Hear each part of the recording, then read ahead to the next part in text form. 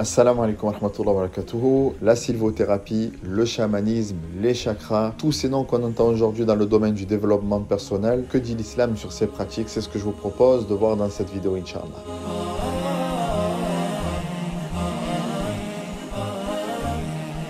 Bismillah, alhamdulillah, wa salatu wa salam ala rasulillah wa ala alihi wa ashabihi wa man walah ma ba'd. Il y a quelques jours, j'ai été sollicité pour savoir ce que dit l'islam sur ces pratiques-là qu'on vient de citer. Et j'avoue être tombé du ciel quand j'ai vu que certains musulmans s'adonnaient à ces pratiques-là. Alors dans cette vidéo, Inch'Allah, on va voir d'abord ce que signifie l'attestation de foi, La ilaha illallah Muhammad Rasulullah, le danger du shirk et comment il est apparu, et est-ce que ces pratiques qui découlent du développement personnel sont compatibles avec l'islam, oui ou non. L'attestation de foi, qu'est-ce qui fait de toi un musulman? C'est lorsque tu prononces et que tu mets en pratique cette parole-là, Ashhadu an la ilaha illallah wa ashhadu anna Muhammadan Rasulullah. C'est-à-dire que tu attestes qu'Allah est le seul légitime à l'adoration et que Mohammed est le messager d'Allah. Arrêtons-nous sur la première partie de l'attestation de foi. Lorsque nous disons Ashhadu an la ilaha illallah, c'est-à-dire que je témoigne avec conviction, j'atteste avec conviction que quoi? An la ilaha illallah, qu'Allah subhanahu wa ta'ala est le seul légitime à l'adoration, car Allah subhanahu wa ta'ala est le seul créateur, le seul pourvoyeur, le seul qui détient la royauté des cieux et de la terre, le seul qui a la faculté d'amener le bien et d'écarter le mal. En d'autres termes, Allah Azza wa Jal est le seul Rabb, le seul Seigneur, le seul qui possède donc les qualités divines. Du fait qu'Allah Azza wa Jal est le seul Seigneur, c'est donc le seul légitime à l'adoration. Qu'est-ce que le shirk? Qu'est-ce que le polythéisme? Le polythéisme, c'est le fait d'adorer un autre qu'Allah subhanahu wa ta'ala. Et si quelqu'un adore un autre qu'Allah subhanahu wa ta'ala, c'est parce qu'il a la croyance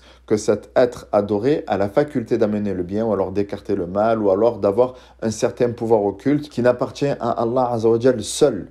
Donc il a associé Allah subhanahu wa ta'ala dans son pouvoir. De ce fait, il a associé Allah Azza wa Jal dans l'adoration qu'il voue à cet être. Et le shirk, on va essayer de garder ce terme-là en arabe, n'est pas quelque chose que nous devons prendre à la légère. Il est tellement grave et tellement important que le prophète Ibrahim alayhi salam lui-même en avait peur. Allah Jalla ala relate à travers les propos d'Ibrahim alayhi salam lorsqu'il dit وَجُنُوبَنِي وَبَنِيَّ أَن نَعْبُدَ الْأَصْنَامِ رَبِّ إِنَّهُنَّ أَضْلَلْنَ كَثِيرًا مِنَ النَّاسِ. Certains salafs tels que Ibrahim al-Taymi et d'autres disaient que si Ibrahim alayhi salam, qui est l'imam des prophètes, qui est l'ami du tout miséricordieux, a peur pour lui ainsi que pour sa descendance du polythéisme, qu'en est-il de nous-mêmes? Si le shirk est dangereux, c'est parce que ses conséquences dans l'au-delà sont irréversibles. Allah subhanahu wa ta'ala a promis l'enfer éternel pour celui qui meurt dans le polythéisme. Allah subhanahu wa ta'ala nous dit dans le Coran Innahu man yushrik billah faqad harrama Allahu alayhi al-jannah wa ma'wahu an-nar wa ma lidh-dhalimin min ansar. Allah subhanahu wa ta'ala a également privé de pardon quiconque meurt dans le shirk. Allah subhanahu wa ta'ala nous dit dans le Coran Inna Allah la yaghfiru an yushraka bihi wa yaghfiru ma duna dhalika liman yasha. Et également Allah subhanahu wa ta'ala a annulé, a rendu vaines les œuvres de quiconque meurt dans le polythéisme. Allah Azza wa Jalla nous dit dans le Coran wa laqad uhiya ilayka wa ila alladhina min qablik donc ces trois points-là sont à prendre avec une très grande considération, car on est en train de parler de notre destination dans l'au-delà, soit le paradis, soit l'enfer. Et le shirk apparaît souvent, lorsque les personnes sont noyées dans l'ignorance, sous une bonne forme, sous une forme qui est plaisante, sous une forme qui est attirante, comme on peut le voir à travers certains récits. Le premier, c'est l'histoire de Amr ibn Luhay. Amr ibn Luhay est celui qui a introduit le polythéisme, le shirk chez les Quraysh. Amr ibn Luhay était un Quraysh qui avait l'habitude de faire des voyages commerciaux vers le Shem qui est l'actuelle Syrie, Palestine, Liban et Jordanie. Le Shem était à ce moment-là le berceau de la révélation et il a vu certains forains qui vendaient des statues et qui adorait des statues et des idoles. Il a été émerveillé par ces idoles-là et il les a ramenées à Mecca et c'est de cette manière-là que Quraysh ont commencé à adorer autre qu'Allah subhanahu wa ta'ala. Il a vu certaines pratiques dans d'autres religions et il a essayé d'assimiler ces pratiques-là dans sa religion, dans la religion du pur monothéisme. L'islam interdit toute ressemblance avec des pratiques religieuses étrangères. Donc on parle bien de pratiques religieuses. C'est pour cette raison qu'Allah Azza wa Jalla a révélé le verset que vous connaissez tous, Lakum dinukum waliya din. À vous votre religion et à moi la mienne.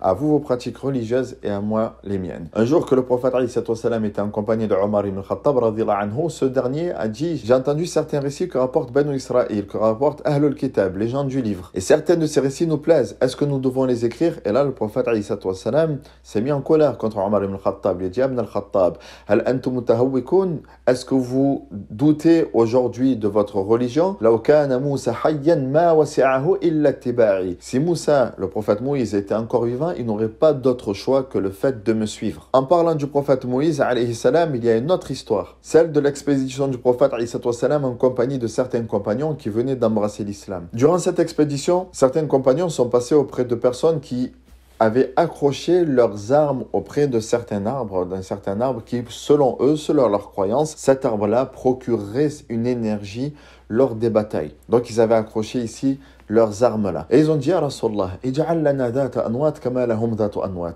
Messager d'Allah, peux-tu nous désigner également un arbre sur lequel on accrocherait nos armes comme eux le font? Et là, le prophète alayhi salam a dit Allahu Akbar. Allah est grand. Innaha la sunnan. Voilà que l'histoire se répète. Laqad qultum mithla ma qala banu Israël li Moussa. Vous venez exactement de dire ce que le peuple de Banu Israël a dit à Moussa lorsque la mer s'est renfermée et qui sont passés auprès d'un peuple qui ya'kufuna ala asnamin lahum, qui se recueillaient auprès de leurs idoles. Quand il dit Ya Moussa, ij'al lana ilahan kama lahum aliha. Moussa, désigne-nous une divinité comme eux ont une divinité. On voit ici que le shirk s'introduit dans les communautés lorsque on essaie de ressembler ou alors d'introduire des pratiques religieuses des autres religions qui ne font pas partie de ce que le prophète alayhi salam nous a légiféré. Donc quelles sont ces pratiques qui aujourd'hui se sont introduites dans la communauté?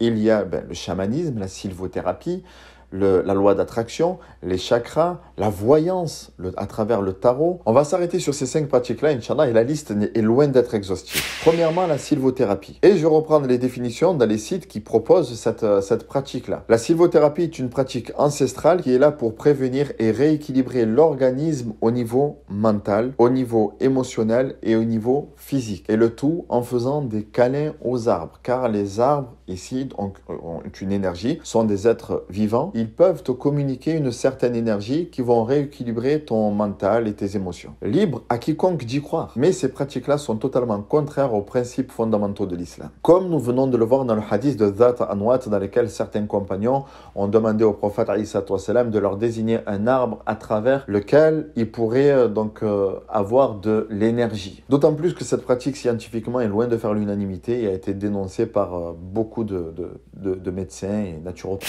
Cette pratique-là, qui est la sylvothérapie, en a impliqué une deuxième qui est le chamanisme. Qu'est-ce que le chamanisme? Arrêtons-nous sur la définition. Le chamanisme est un ensemble de formes de médiation entre les humains et les esprits assurées par des chamans, incarnant cette fonction en interdépendance, c'est-à-dire qu'ils sont intermédiaires, avec la communauté qui les reconnaît comme telle et pour laquelle ils sont censés intercéder auprès des esprits. En d'autres termes, si tu préfères, les chamans, ou alors le chamanisme, c'est quoi? Ce sont des personnes qui sont des intermédiaires entre toi et les esprits, entre toi et la nature. Eux ont le pouvoir de communiquer avec la nature et de faire un avec le monde visible et le monde invisible, car ils reconnaissent que ces esprits-là sont vivants. Et d'ailleurs, écoutant ce que dit un spécialiste chaman. Le chaman, son rôle, c'est de restaurer et de maintenir l'équilibre entre le monde visible et le monde invisible.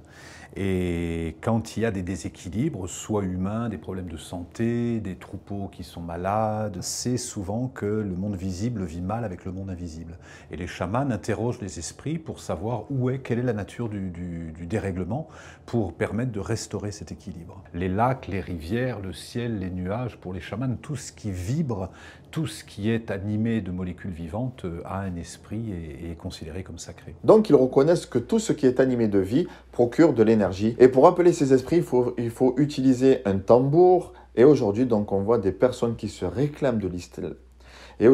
Excusez-moi, j'en perds les mots. On voit aujourd'hui des personnes qui se réclament de l'islam prendre ce tambour et taper sur ce tambour pour appeler les esprits et pour faire une communion entre toi et la nature. Alors qu'on se mette bien d'accord. Il n'y a aucune interdiction, et voire même c'est recommandé par l'islam de méditer sur la nature, de méditer sur la création des cieux et de la terre, ou alors même de prendre de l'air. Moi personnellement, je suis un fou, je suis un dingue de la nature. Vous savez qu'on est dans une région PACA dans laquelle il y a la mer, il y a les calanques, il y a les montagnes, alhamdoulilah, donc c'est un plaisir de tourner, de visiter cette région-là, de méditer sur la création des cieux et de la terre, de méditer sur les montagnes, de méditer sur le soleil, de méditer sur les étoiles. La nuit, lorsque tu vois les étoiles, que tu vois le système solaire, que tu vois donc cette voie lactée, tu ne peux que méditer sur la création d'Allah subhanahu wa ta'ala, sur la grandeur d'Allah azza wa jalla, sur la grandeur, sur l'immensité de sa miséricorde. Donc tout ceci est mis en avant et recommandé par l'islam. Mais ceci n'est pas de la méditation sur la nature, n'est pas de la méditation sur ce qu'Allah Azza wa Jal a recommandé. Ceci est du polythéisme, de croire que ces arbres-là peuvent procurer une énergie. C'est une croyance qui est totalement contraire aux principes fondamentaux de l'islam, qui est la parole La ilaha illallah. Ensuite, il y a la pratique des chakras. Alors, qu'est-ce que les chakras? Les chakras sont ce que les traditions spirituelles hindoues, donc normalement, quelqu'un qui dit ça n'a pas besoin d'aller plus loin. Il tombe sur hindou, il sait donc que ce sont des pratiques hindoues. Les hindous ont leur religion, et nous avons notre religion. Donc, les traditions spirituelles hindoues décrivent comme 7 centres de concentration d'énergie métaphysique situés de la base de la colonne vertébrale à la couronne de la tête. Et les 7 chakras principaux ou centres d'énergie sont des points précis du corps. Leur rôle est de recevoir et d'émettre une énergie vibratoire, rythmée qui agit sur les organes. Si l'un des points est fermé, c'est le désordre. C'est-à-dire qu'en fait, selon leurs croyances, les chakras doivent être équilibrés. Donc il y a le chakra, j'ai oublié les noms de tous ces chakras-là, mais lorsque ces chakras-là sont déséquilibrés, ça amène un déséquilibre mental, émotionnel, et donc tu as le chakra de ce que je m'appelle de la gorge. Si le chakra de la gorge n'est pas bon, tu vas être soit trop médisant, ou alors tu vas être trop timide. Tu as le chakra du nombril, donc si le chakra du nombril n'est pas maîtrisé, tu vas avoir une obsession sexuelle, ou alors tu vas avoir j'ai oublié, ou alors tu as le chakra de je ne sais plus, du cœur, je crois. Donc le chakra du cœur, ça va être, tu vas être trop avide de pouvoir, ou alors tu vas être trop bon, bref, sûrement ce que je dis c'est pas juste dans la définition, mais en tout cas on parle ici de rééquilibrage. Donc il n'y a pas de doute, bien sûr, qu'il y a des outils qui permettent aux croyants ou alors à l'homme de contrôler ses émotions. Et il n'y a pas de doute non plus qu'en islam, il y a des outils suffisants qui permettent aux croyants de se contrôler au niveau des tentations et des désirs. Et ce rééquilibrage-là est contraire aux principes fondamentaux de l'islam. Car ce rééquilibrage-là des chakras se fait à travers certains moyens qui sont le yoga, donc on pourra en parler du yoga, ou alors d'utiliser certaines pierres et cristaux. Donc ça, on revient au hadith qu'on a vu tout à l'heure sur l'arbre, en prétendant que ces cristaux-là ont une certaine énergie qui vont contrôler émotionnellement tes organes. D'autres méditations ou autres, mais qui sont des pratiques hindoues. Est-ce qu'on arrive à comprendre que ces pratiques qui sont hindoues ne sont pas les nôtres, ne sont pas nos pratiques, et que ces pratiques hindoues sont religieuses? أَوَلَمْ يَكْفِهِمْ أَنَّا أَنزَلْنَا عَلَيْكَ الْكِتَابَ يُتْلَى عَلَيْهِمْ إِنَّ فِي ذَلِكَ لَرَحْمَةً وَذِكْرَى لِقَوْمٍ يُؤْمِنُونَ.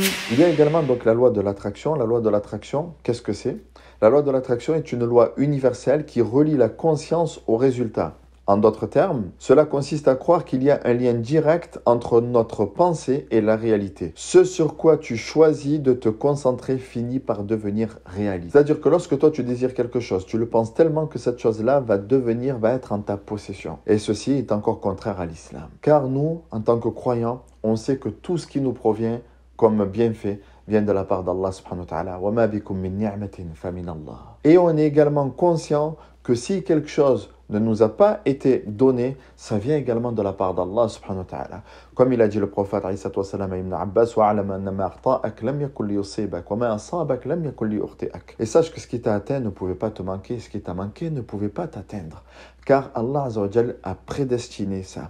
Nous, on demande à Allah subhanahu wa ta'ala et ensuite le résultat incombe à Allah Jalla wa ala. Mais la loi de l'attraction est une croyance qui te dit que non, si tu as cette chose-là, c'est parce que tu l'as pensé tellement fort, que tu as tellement eu cette pensée positive que tu as obtenu ce que tu souhaitais. Tout ce qu'on vient de mentionner sont les dérives du développement personnel. Donc mon opinion maintenant sur le développement personnel. Le développement personnel est un ensemble d'outils. Dans ces outils-là, tu as quoi? Tu as l'ésotérisme. Donc l'ésotérisme, c'est tout ce qu'on vient de citer. Et ce qui a attiré dans le développement personnel, ce qui nous a attiré à tous, c'est le devoir, par exemple, une manière de nous organiser, de savoir comment rester régulier sur quelque chose, de savoir comment atteindre certains objectifs. Donc sur tous ces points-là, beaucoup ont été émerveillés, beaucoup ont été attirés par le développement personnel. Ce qu'il y a, c'est que le développement personnel a été mis en avant par des personnes qui sont loin d'être des spécialistes. Et qui en plus de ça proposent des formations qui à la base sont à 6 700 €, mais pour toi, elles sont à 997 € si tu cliques sur ce lien-là avant ce soir. Et en plus de ça, tu auras droit à mon numéro WhatsApp privé où tu pourras me contacter 30 minutes dans la semaine et je te ferai un petit cadeau si tu t'abonnes à ma newsletter. On profite de la détresse des gens, on profite de leur tristesse. Et ça, Allah subhanahu wa ta'ala est pas inattentif à ce que vous faites. Le développement personnel n'est pas un moyen d'apaisement. L'apaisement, naam, il y a l'apaisement spirituel, bien sûr. Et c'est ce que faisait le prophète, alayhi salatu wassalam. Quand le prophète, sallallahu alayhi wa sallam, était mal, se sentait triste, était touché par l'affliction, par l'anxiété, il répétait des paroles de tawhid. Il disait par exemple, La ilaha illallah al-azim al-halim, La ilaha illallah rabbul arsh al-azim, La ilaha illallah rabbus samawati wa rabbul ardi wa rabbul arsh al-karim. Il a également dit à Asma bint Umays, il a dit à Asma, est-ce que tu veux que je t'enseigne certaines paroles que lorsque tu es touché par l'affliction, par la difficulté, tu l'as dit et Allah Azza wa Jal te dissipera cette difficulté? Bala ya Rasulallah. Qala quli Allahu Allahu Rabbi la ushriku bihi shay'a. Allah est mon Seigneur et je ne lui donne aucun associé. Il disait également, alayhi salatu wassalam, Allahumma rahmataka arju, fala takilni la nafsi tarfata ayn, aslih li sha'ni kullah, la ilaha illa ant. Donc on voit dans les trois formules que je viens de vous mentionner que lorsque le prophète était touché par l'affliction, il répétait la parole La ilaha illallah, La ilaha illallah, La ilaha illallah. Car c'est une parole qui procure l'apaisement du cœur. Et pourquoi on le sait? Car c'est Allah subhanahu wa ta'ala qui nous l'a légiféré. Ceci dit, bien sûr qu'on a besoin également d'un suivi mental si dans notre vie on a été touché par certains événements qui ont pu nous bouleverser et d'être suivi par un psychologue ou un thérapeute. Nous, les Arabes, dès qu'on entend le mot psy, on a un peu peur. Mais bien sûr qu'il n'y a pas de mal à aller voir des thérapeutes et à aller voir donc des personnes qui sont pros, qui ont fait des études et qui sont diplômés d'État, non pas des personnes qui ont fait 12 semaines de formation sur Internet en suivant des tutos et avec certains professeurs. On ne va pas se confier auprès de ces personnes-là. Frère, Inch'Allah, je suis un peu parti dans tous les sens. Cette vidéo était un peu longue. Je vous prie de m'excuser de la longueur de la vidéo. N'hésitez pas à dire en commentaire d'autres pratiques qui font partie de l'ésotérisme et qui n'ont pas été mentionnées. On pourra en faire des vidéos. Ou alors à poser vos questions et on se fera un plaisir de les lire et d'y répondre, Inch'Allah, sur Instagram. Wa sallallahu ala nabiyyina Muhammad wa ala alihi wa sahbihi ajma'in wa akhiru da'wana alhamdulillahi rabbil alamin.